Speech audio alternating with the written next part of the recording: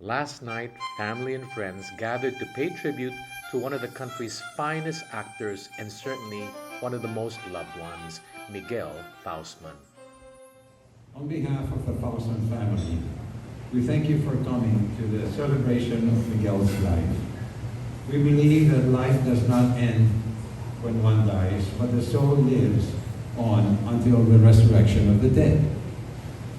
Therefore, Miguel is alive in spirit, performing, designing, directing, singing, and still full of joy and love. Everybody, a round of applause for celebrating Miguel today.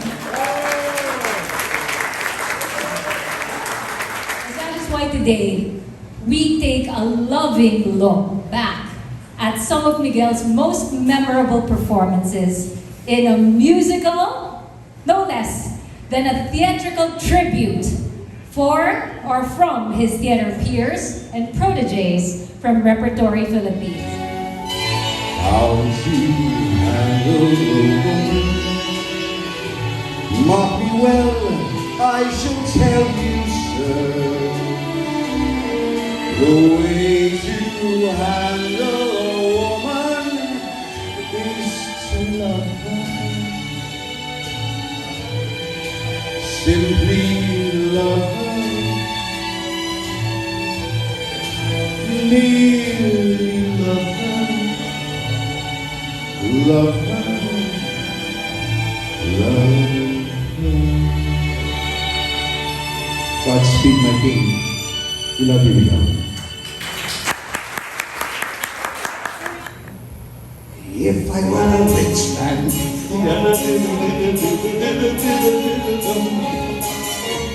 all day long I'd biddy bum. If I were a wealthy man, I wouldn't have to work on.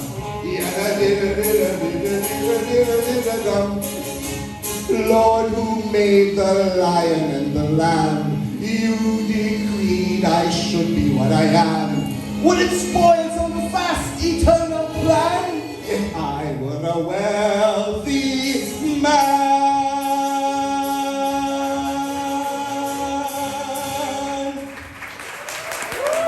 Do you love me? I love him. For 29 years I lived with him, walked with him, starved with him. For 21 years I bet his ears. That's not one year. Then you love me. I suppose And I suppose I love you too. It doesn't change a thing, but even so, after 25 years, it's nice to know.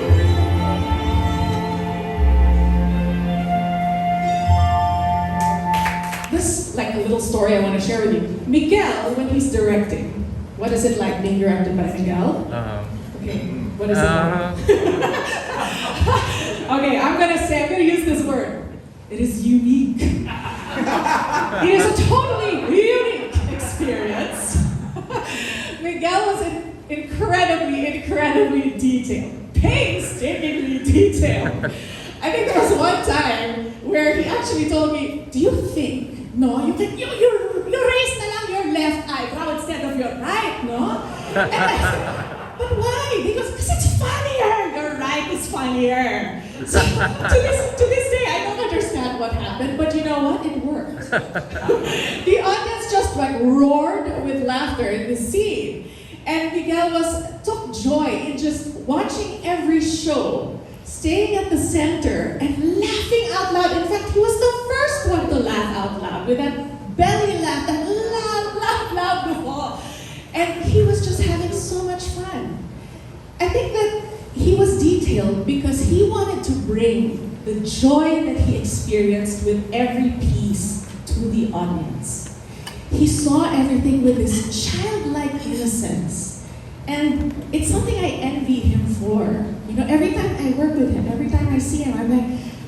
to be like that. I want to approach my life with that same curiosity before the fear. You know, with that same bravery. And the bravery came from the fact that he just enjoyed it.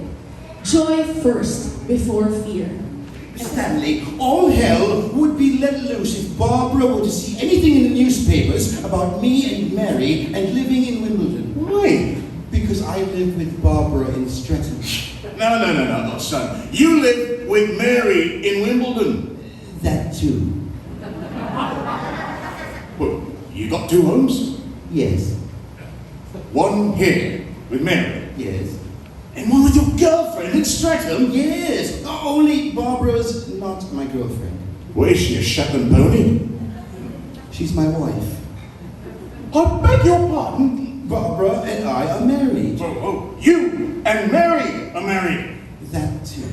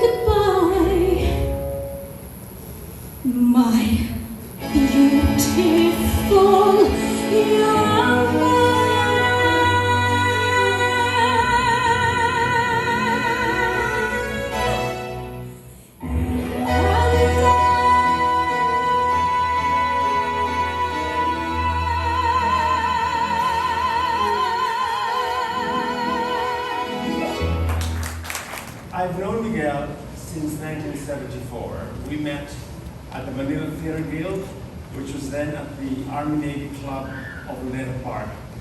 Many of you don't know what Manila Theatre Guild is, or was. It was a non-professional theatre company that alternated Spanish productions with English productions. And I was doing a production in Spanish, and Miguel Faustmann, the mother of Miguel, was part of the production team. One evening, she brought him to rehearsals, and that's how we became friends. And we remained steadfast friends ever since. A few months later, I was doing an English production, and one of the MTG thespians, Sandy Donald, suggested that I audition for the repertory's upcoming season. I did, and I landed a small role. I went immediately to Miguel and I said, Miguel, you've got to audition for repertory as well. And he did, and he too landed a small role. And thus began the huge trajectory of the history between repertory and Miguel. That goes back since 1974. Now, at that time, he was pursuing a degree of interior design at Philippine Women's University. I think the plan was, I may be wrong, maybe the plan was for him to dovetail his career as an interior designer with that of his older brother, Ramon, who was an architect. But that was never meant to be. And so he became seriously working as a theater artist, and his star rose fast, and it was amazing, his growth. He could do everything. He could do comedy, drama, musical theater, Shakespeare, you name it, and all to perfection. He was instinctive, totally an instinctive actor. He had no formal training as us in theater. It was completely instinct, and he was simply marvelous. Miguel, there is no other actor like him. He wasn't a method actor, a Stanislavski actor, or whatever actor. He was just Miguel. He didn't analyze the script, try to uncover or discover nuances. Sometimes didn't even seem to understand the script. But Oh my. When he got on that stage, he would have it all. Sometimes directors would consider him difficult to handle because he wouldn't be exactly the most disciplined of actors. Sometimes coming late, when called by the stage manager, he would say, "I'm on my way," which probably meant he was just waking up. He would come in flustered and apologetic and maybe not exactly word perfect with his lines, but by opening night, you knew he would have it all. He was the epitome of the instinctive actor. In baseball terms, he was a complete natural. Baby would say, and I guess a lot of us rappers would agree, that he was like a child, I think it's been said before, who had never had to grow up.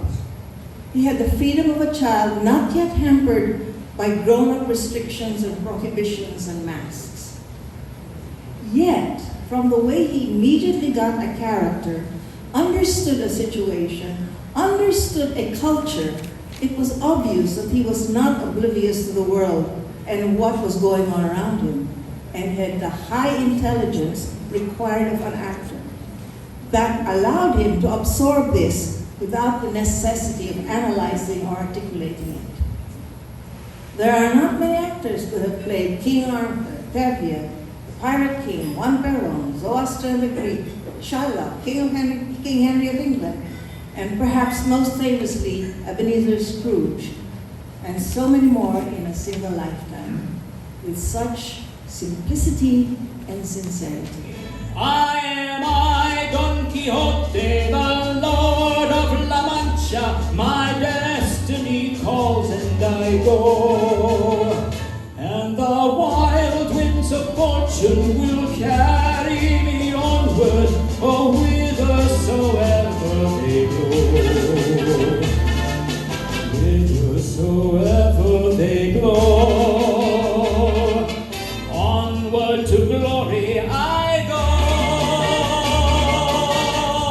In 2010, right after our beloved people passed, it was her wish that La Mancha would be restaged, and it was Tita Baby's fulfillment to have us, Michael and I, revive the musical as Don Quixote. But everybody knew that before us, Miguel played Don Quixote, and nobody knew it better than Miguel. So much so that when we were performing or rehearsing, Miguel would be standing there. He was playing the innkeeper at this time. So I would be standing here. I'm sure this happened to you, Michael. I'll be standing there, and Miguel is the scene partner. And as I am about to do my lines or sing Impossible Dream, he is mouthing the lyrics. For a while, I said, okay, so anyway, rehearsal naman to. But by the time we got to dress rehearsal, he was still doing it. I said, stop it! And the world will be better for this. That one man, scorned and covered with scars, still strove with his last ounce of courage to reach the unreachable star.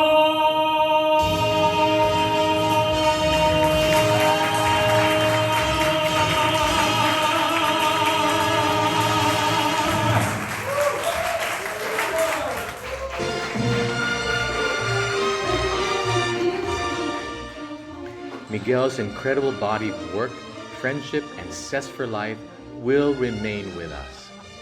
Ayan, piano people in the house for Miguel.